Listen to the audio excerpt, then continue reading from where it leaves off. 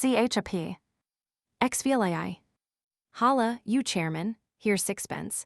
Do step into that bookseller's shop and call me a day-tall critic.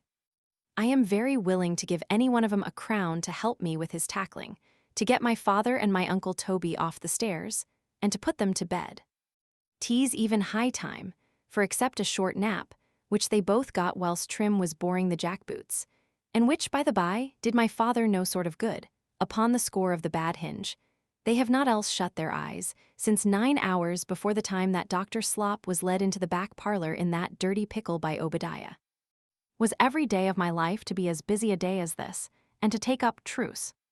I will not finish that sentence till I have made an observation upon the strange state of affairs between the reader and myself, just as things stand at present, an observation never applicable before to any one biographical writer since the creation of the world, but to myself, and I believe will never hold good to any other, until its final destruction, and therefore, for the very novelty of it alone, it must be worth your worship's attending to.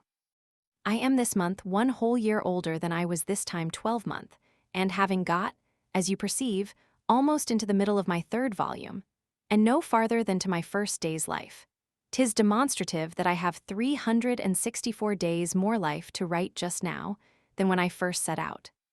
So that instead of advancing, as a common writer, in my work with what I have been doing at it, on the contrary, I am just thrown so many volumes back. Was every day of my life to be as busy a day as this, and why not? And the transactions and opinions of it to take up as much description, and for what reason should they be cut short? As at this rate I should just live 364 times faster than I should write. It must follow, and please your worships, that the more I write, the more I shall have to write, and consequently, the more your worships read, the more your worships will have to read. Will this be good for your worship's eyes?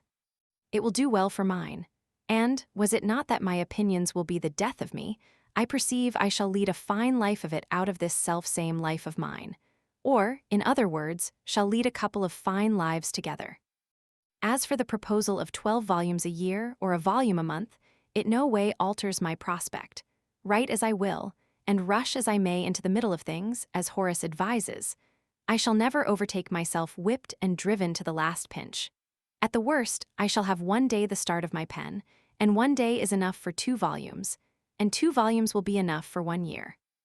Heaven prosper the manufacturers of paper under this propitious reign, which is now open to us, as I trust its providence will prosper everything else in it that is taken in hand. As for the propagation of geese, I give myself no concern, nature is all bountiful, I shall never want tools to work with. So then, friend, you have got my father and my Uncle Toby off the stairs and seen them to bed, and how did you manage it? You dropped a curtain at the stair-foot.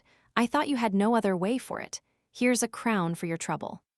According to the preceding editions.